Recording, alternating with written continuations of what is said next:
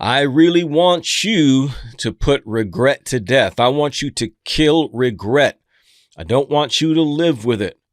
And the best way to do that is to take steps towards some semblance of the things that you've always wanted to do, the life that you've always wanted to live. We all have goals. You could have physical goals, a way that you want to look. Maybe you've contended with weight for a long time, and maybe even your natural state. Maybe your genetics, you tend to carry weight, whereas others don't. But you're still like, man, I have always wanted to be slimmer. Well, why not?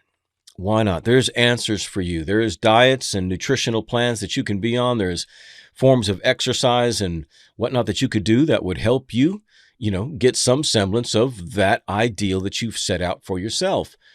Maybe it's a job. Maybe there's a career that you still want to get into. You think, no, CJ, I can't be because it's too far gone. Well, maybe not. Maybe you can't get to the same corporate executive vision that you had for yourself when you were 30, right? You're 45 now, and that time is gone. You can't do that. Well, you can do something. There might be a particular field of degree that you wanted to be in, not just a general corporate person, but maybe a particular company or some semblance of that you wanted to be a part of. Well, you can start looking into the other ways that particular field has developed, and there might be other things that you could potentially do that still keep you close to that, even if all you're doing is learning about it at this point.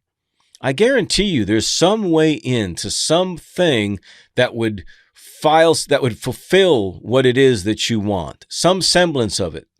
And you just need to find out what that is. But again, what most people do, as I said in the first episode, is they resign themselves to mediocrity, which means settling for where you are. Okay, just thinking that it's over, there is no opportunity, there's nothing that you can do about that, so you just kind of say, forget about it, let me learn to be happy in the circumstances that I am, and quit my kicking against the goads, because I just end up frustrating myself. I don't want you to be frustrated. I don't want you to start a pursuit of something that's just going to lead to failure or frustration. You have to accept the fact that you can't do necessarily what you set out to do. We're looking for some semblance of it. That's what we want. We just want a semblance of it. And it's fun to do that.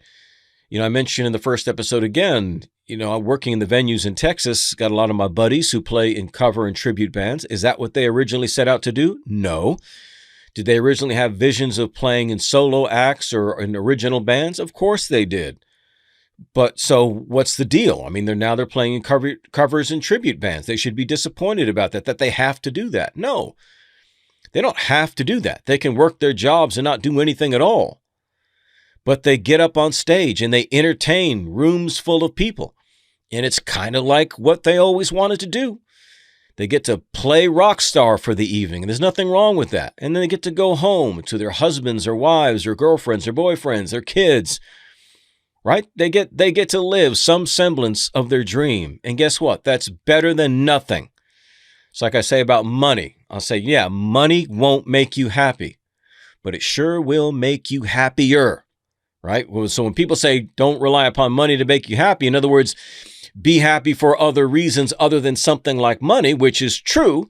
So if you're happy for other reasons than something like money, then guess what? More money will probably make you happier.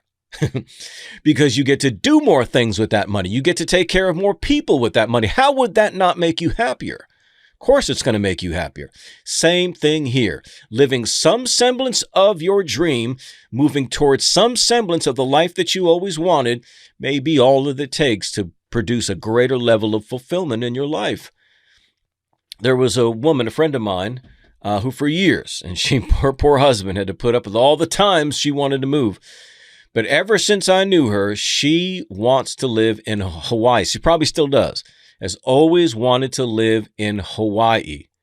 I mean, she would use Hawaiian terms for greetings and stuff in all conversations. I mean, she was all about that. Wants to live in Hawaii. I always thought, you know what? Well, you may not make it to Hawaii because they were relying upon his income. And he worked in audio engineering, probably still does. But there wasn't any gigs for him out there in Hawaii. So not an easy thing to do to just go to Hawaii. Well, if you want palm trees in the sun, how about Florida? How about something like that? There are other options that you can do to give you a semblance, right, of what it is that you always wanted. That's got to be better than living in Detroit. Okay, it's got to be better than living in Pittsburgh. It's got to be better than living in New Hampshire if you're wanting to be around palm trees, sun, and beach. You may not make it to Hawaii, but you can at least move to Florida. And so that's the thing, is we don't do that. We don't take the steps necessary to create some semblance of our goals, dreams, and the kind of life that we desire, and we really need to.